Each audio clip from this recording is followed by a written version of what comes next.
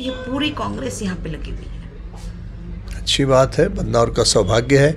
इतना ध्यान आकर्षण बदनौर को मिल तो रहा है, आखिर किसी भी कारण से मिल रहा हो। पहले तो लोग पता नहीं समझते थे कि बदनौर का महत्व है भी कि नहीं है।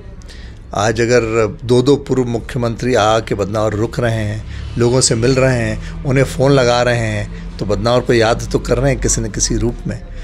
तो मेरे ख्याल से अच्छी बात है, ध्यान आकर्षण का केंद्र है, बदनौर बढ़ रहा है, बदनौर उभर रहा है, अच्छी बात है। कांग्रेस के प्रत्याशी क्या चुनौती लेके आएंगे आपके लिए?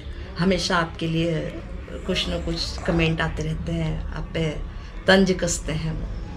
कांग्रेस के प्रत्याशी एक बार घोषित हो जाएं। अभी कांग्रेस के जो नेता प्रचार कर रहे हैं, जो भी मेरे पे आरोप लगा रहे हैं, मैं तो उन्हें करबद्ध प्रार्थना करके यही कहूँगा जो मेरे पिताजी कहते थे कि जब कोई किसी पे उंगली उठाता है तो 3 उंगलियां उसकी तरफ रहती हैं। तो मुझे ना तो उनसे कोई सर्टिफिकेशन की ज़रूरत है, ना मुझे उनसे कोई प्रमाण पत्र चाहिए। मुझे सिर्फ सर्टिफिकेट अगर कोई देने का अधिकारी है तो वो इस क्षेत्र की जनता है। समय समय पे हमने ये प्रयास किया है कि हम सत्यनिष्ठा से उनकी सेवा करें, यथाशक्ति यथासंभव हमारा योगदान दें। और मैंने 6 चुनाव लड़े हैं अपने जीवन में अभी तक, और ऐसा कोई चुनाव नहीं हुआ जिसके बाद में हमारा निरंतर मत प्रतिशत बढ़ा न हो।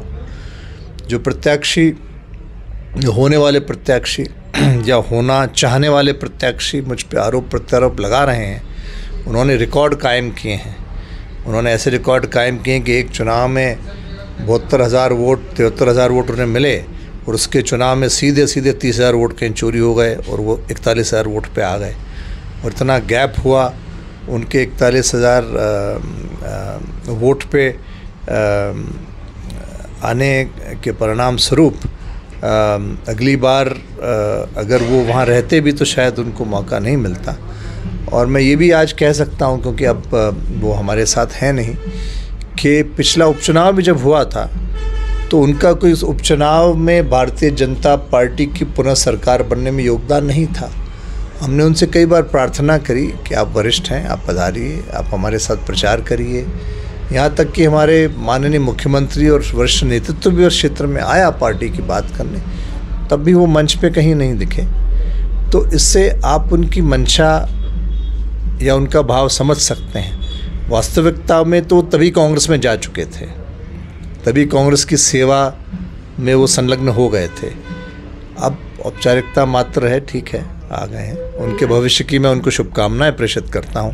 उनका अमृतकाल मंगलमय हो, ये भी मैं कामना करता हूं। लाडली बहना योजना और प्रियंका गांधी ने पढ़ो पढ़ाओ योजना के तहत हर महीने पैसे देने का ऐलान किया है। कितना फ़र्क पड़ेगा, मतलब लाडली बहना के एवज में वो योजना कारगर रहेगी, क्या कहते हैं?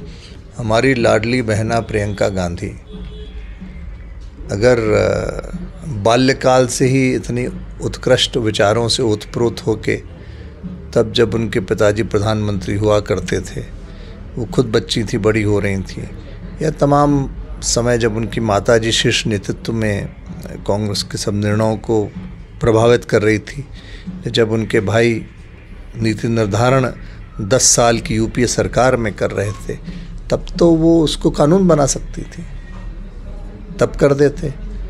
अब जब कुछ ज़्यादा बचा नहीं और अपनी ज़मीन तलाशने के लिए तमाम बातें और वादे वो कर रहे हैं, जनता इस बात को समझती है। तो मेरे ख्याल से उनको कोई गंभीरता से आजकल लेता नहीं है। और जब देश की जनता देश के भविष्य के बारे में सोचती है, और जब उनको इस बात का निर्णय करना होगा आने वाले वर्ष में कि इस देश की अगली सरकार कौन सी हो और उस देश का अगला प्रधानमंत्री कौन हो, जब नरेंद्र मोदी जी का चेहरा सामने आता है और उसके सामने कोई भी दूसरा चेहरा आता हो, तो वहाँ कोई ज़्यादा विचार करने की आवश्यकता नहीं होती। लोग नरेंद्र मोदी जी को ही चुनते हैं। तो बहुत देर कर दी हुजूर आते आते, लेट हो गए थोड़े से। इस बार कितने मतों से विजयी होने वाले हैं? ये मैं नहीं कह पाऊँगा। ये जनता का निर्णय है और जो भी निर्णय होगा हमें स्वीकार्य होगा।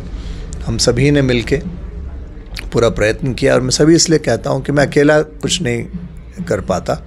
सब लोग, बहुत सारे ऐसे लोग हैं जिन्होंने हमारा प्रत्यक्ष अप्रत्यक्ष सहयोग दिया। बहुत से तो ऐसे भी लोग हैं जो कभी अपने सामने आके इस बात का ना तो एहसान जताते हैं ना कहते हैं कि कितना योगदान, लेकिन मैं बहुत गर्व के साथ कह सकता हूं कि आज मैं इस विश्व की सबसे बड़ी राजनीतिक पार्टी का कार्यकर्ता हूं।